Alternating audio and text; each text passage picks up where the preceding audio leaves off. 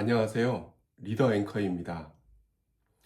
오늘은 조금 개인적인 이야기를 해보려 합니다. 최근 제 신상에 몇 가지 변화가 있었습니다. 얼마 전 영상에서도 언급되어 있지만 2025년 말부로 첫 직장에서 퇴임을 하게 된 것이죠. 여러분, 여러분에게는 인생의 고비마다 또 변곡점마다 떠오르는 한마디가 있으신가요? 혹은 세상이 다 나를 등진 것 같을 때 아무 조건 없이 내 편이 되어줄 한 사람이 떠오르시나요? 저는 최근 21년 동안 몸 담았던 정든 직장을 떠났습니다.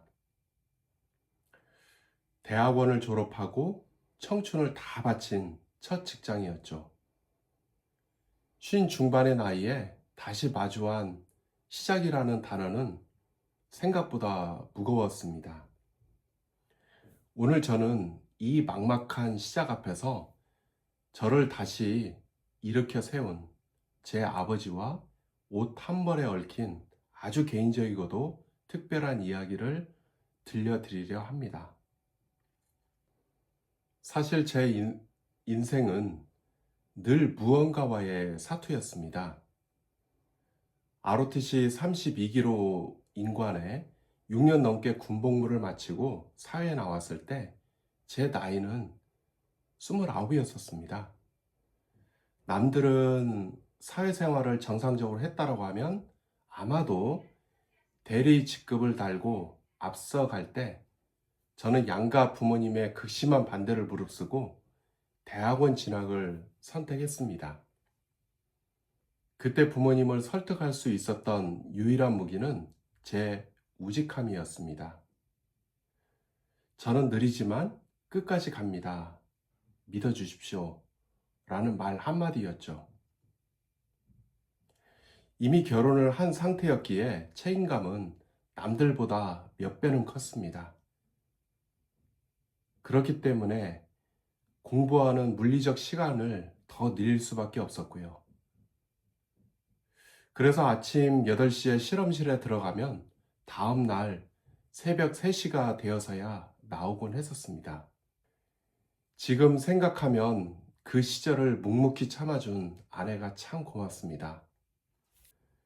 남편 공부 뒷바라지 하며 21년 전 첫 취직 소식을 들었을 때 아내가 흘린 눈물은 아마 부모님이 흘리신 기쁨의 눈물과 같았을 것입니다.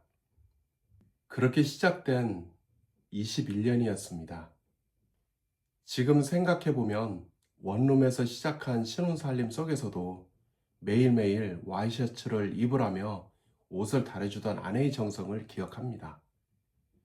지금에야 출퇴근 복장이 자율적이지만 회사원이 되었다고 아내의 응원을 느낄 수가 있었습니다. 그런 직장을 떠나기로 했을 때 가장 마음에 걸린 분들은 역시 연로하신 부모님이었습니다. 이제 좀 편하게 사나 했더니 퇴직이라니 라며 걱정하실까봐 차마 입이 떨어지지 않더군요. 직접 찾아뵙고 말씀드리는 게 도리라는 거는 잘 알았지만 아버지의 깊게 패인 주름을 마주하면 제 목소리가 먼저 떨릴 것 같았습니다. 그래서 고민 끝에 펜을 들었습니다. 아주 긴 편지를 썼습니다. 아버지, 어머니, 부족한 아들 믿어주셔서 지금까지 버틸 수 있었습니다. 라는 감사 인사부터 시작해서 제가 왜 이 결정을 내렸는지, 그리고 앞으로 어떤 구체적인 계획으로 인생 2막을 준비하고 있는지 가감없이 적었습니다. 아들이 길거리에 나앉는 게 아니라 더 큰 도약을 위해 잠시 멈춤이라는 걸 안심시켜드리고 싶었거든요. 편지를 우체통에 넣고 돌아오는 길 마음이 참 무거웠습니다.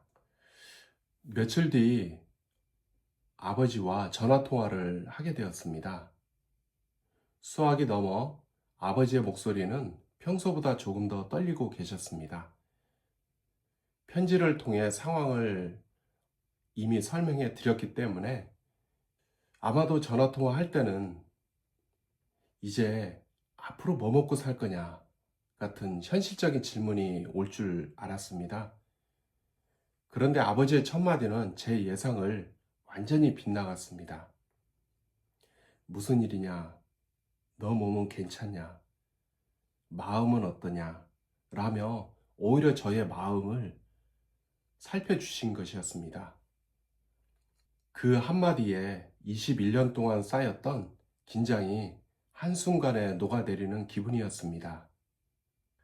제 나이 50 중반, 사회에서는 리더 대접을 받지만 부모님 눈에는 여전히 실험실에서 밤새우던 그 서툰 아들로 보이셨나 봅니다.